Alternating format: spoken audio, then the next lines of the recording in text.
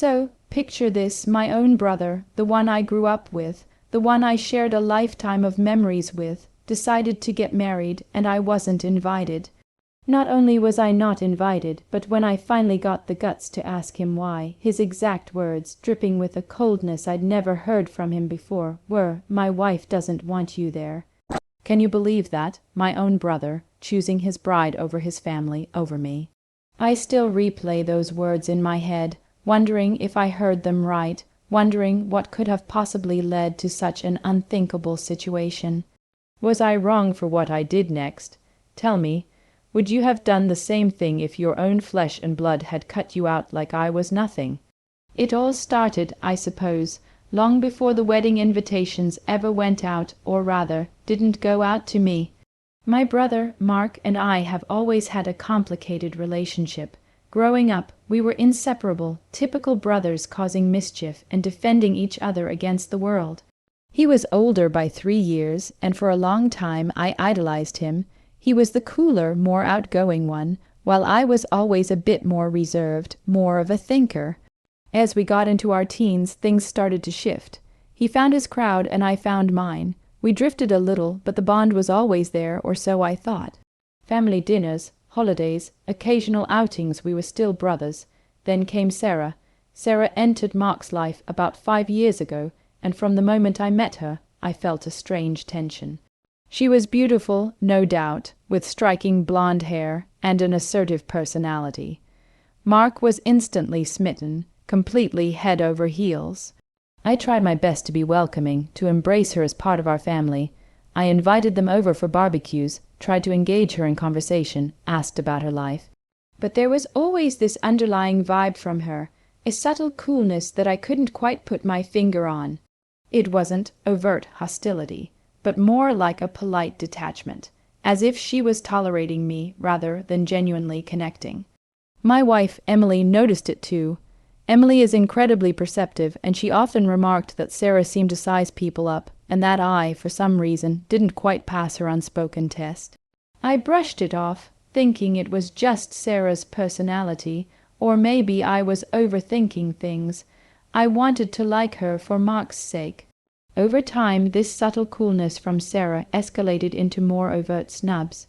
She'd make passive-aggressive comments about my career choices, my lifestyle, or even my appearance, always delivered with a sweet smile that made it impossible to call her out without looking like I was overreacting. Mark, caught in the middle of his new romance, seemed oblivious, or perhaps unwilling to see it. He'd laugh off her comments, or tell me I was being too sensitive. It started to create a wedge between us. Family gatherings became awkward. If Sarah was there, I felt like I was walking on eggshells. She would dominate conversations, often steering them away from anything I was interested in, or she'd subtly exclude me from discussions with Mark. I remember one Christmas, she openly mocked a gift I had given Mark, a thoughtful, handmade item that I had put a lot of effort into. She called it charming in a rustic, poor kind of way. Mark just chuckled, and my heart sank.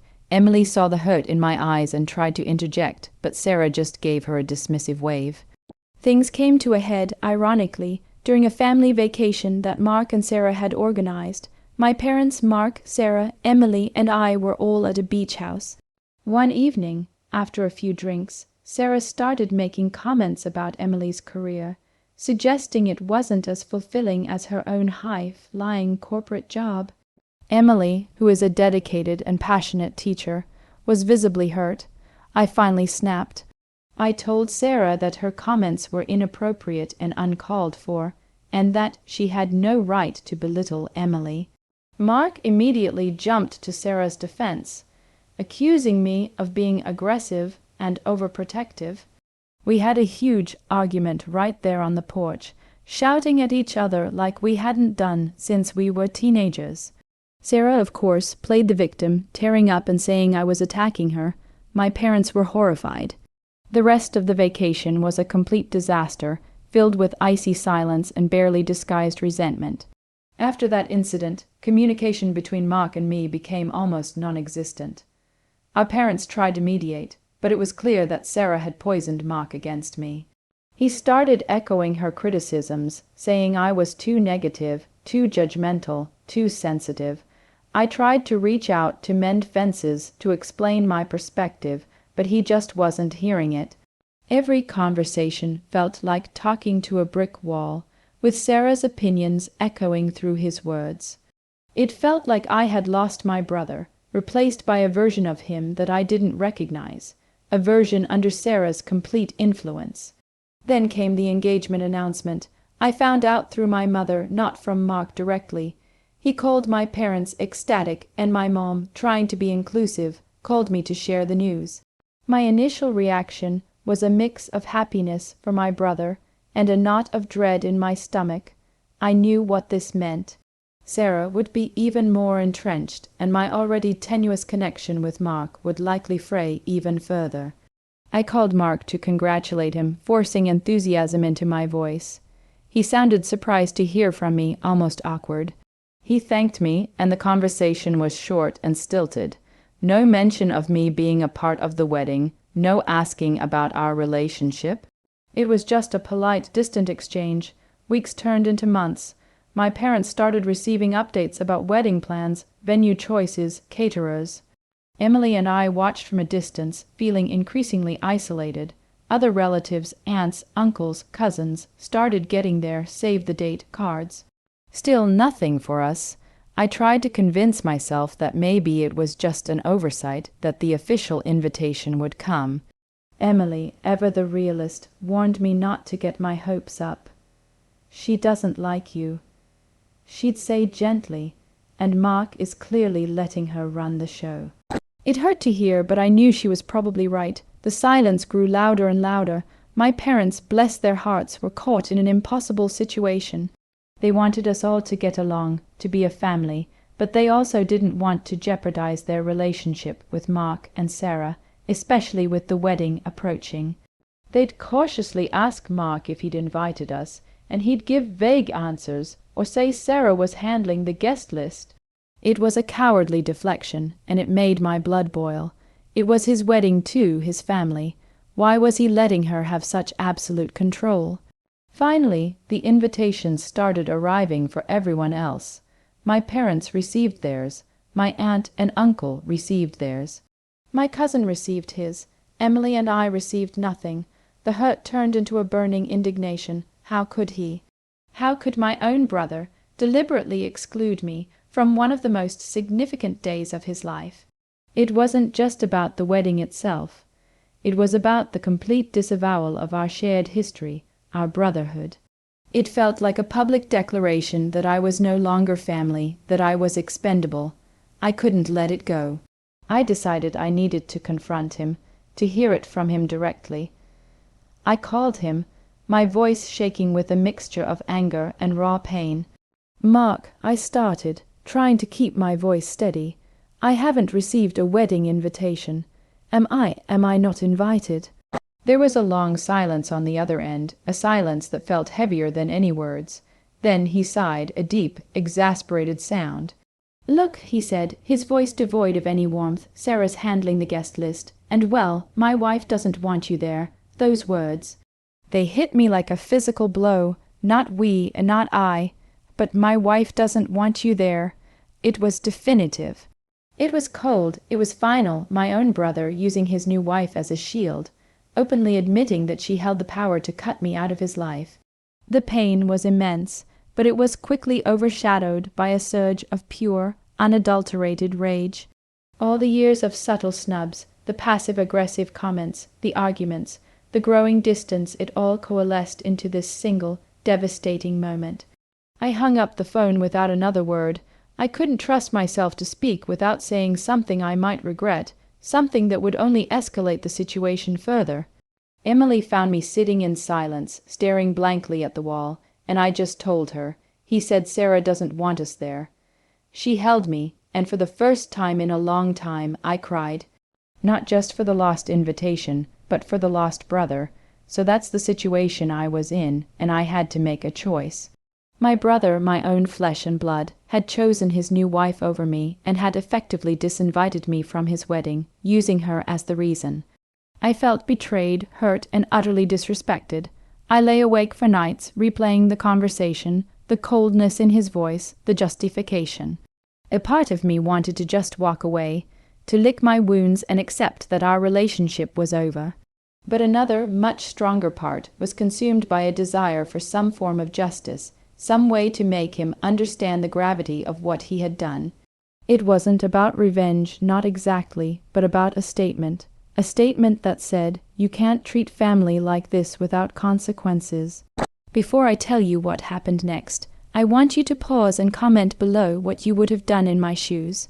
Would you have let it go, or would you have found a way to make your presence, or rather, your absence, felt? After a week of stewing, of discussing it endlessly with Emily, who, to her credit, supported me completely, I formulated a plan. It wasn't loud, it wasn't confrontational, and it wasn't going to cause a scene *at the wedding. My parents, who were still hoping for a reconciliation, were gently trying to encourage me to send a gift to be the bigger person, but their words just fueled my resolve. Being the bigger person hadn't worked for years. It had only led to me being sidelined.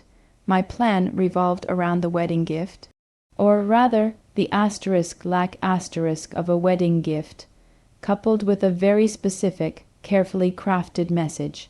Instead of buying something off their registry, or even a generic gift card, I decided to send them something that would serve as a subtle, yet undeniable reminder of what they had lost by excluding me. I bought a beautifully framed photograph, not just any photograph, but one of Mark and me from our childhood.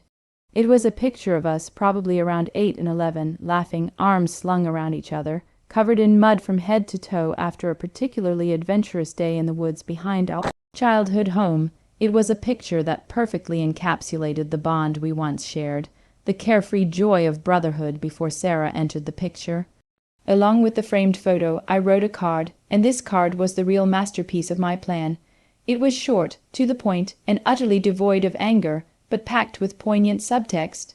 It read, "Dear Mark and Sarah, wishing you a lifetime of happiness together, with love and cherished memories, my name, and no congratulations." No effusive wishes, just love and cherished memories. The implication was clear. The cherished memories were from my side, and the love was for Mark, but now held at a distance. It was a perfectly polite, outwardly appropriate gesture that, to anyone who knew our history, would speak volumes. It was a gift that was designed to be a haunting echo of what was. I carefully packaged the framed photo and the card and mailed it to their home address, ensuring it would arrive a few days before the wedding. I didn't want it to cause a scene at the ceremony itself, but I wanted it to be seen, to be absorbed, before the festivities began. I wanted them to sit with it, to look at that picture of two happy brothers, and for Mark to truly grapple with the cost of his choices. The wedding day came and went. Emily and I spent it quietly at home, a strange mix of sadness and a quiet sense of defiance hanging over us. We didn't dwell on it, but we also didn't pretend it wasn't happening. My parents called us afterward, their voices subdued. They mentioned that the wedding was beautiful, but there was an underlying tension in their tone. They didn't explicitly mention my gift, but I knew they had seen it or heard about it. A few days later, my mother called again, sounding hesitant. "Mark received your gift," she said. There was a pause. He didn't say much about it. Sarah just put it away." But then my mother added, almost in a whisper, "Your father saw Mark looking at the picture for a long time, the morning of the wedding. He said Mark looked very thoughtful." That was all I needed to hear. I hadn't expected a grand apology or a sudden change of heart. I knew Sarah had too much influence for that. But the thought of Mark, on the morning of his wedding, looking at a picture of us as happy, innocent brothers, forced to confront the stark reality of what he had sacrificed for his new wife's approval, was enough for me. My gift wasn't about ruining their day, but about planting a seed of doubt, a reminder of the bonds he had severed. It was a quiet act of defiance, a way to reclaim my dignity and let him know that I wouldn't simply fade away without acknowledgement. The aftermath has been exactly what I expected. Silence. Mark hasn't reached out. Sarah, of course, hasn't either. My parents still try to bridge the gap, but it's clear the chasm is too wide now. I've accepted that our relationship, as it once was, is likely gone forever. It hurts deeply to lose a brother this way, to watch him become someone I no longer recognize. But I also feel a sense of peace, knowing that I stood up for myself, that I didn't let their dismissal go unanswered. I often wonder if Mark ever looks at that picture now, if the memories it evokes ever prick at his conscience. Maybe one day he'll realize what he gave up, maybe not, but I know I did what I needed to do for my own peace of mind. This whole experience taught me a hard lesson about boundaries, about family, and about the influence of others on the people we love. It's a bitter pill to swallow when your own family chooses someone else over you, especially when that choice comes from a place of manipulation and control. So what do you all think? Like this video if you were on my side, if you think I handled it with the right amount of grace and subtle impact. Subscribe for more stories like this, where real people share their unbelievable experiences and ask for your judgment. And most importantly, share your final thoughts on this whole mess in the comments section. Would you have done something similar or something entirely different? I'm eager to hear your perspectives. I'll see you all in the next story.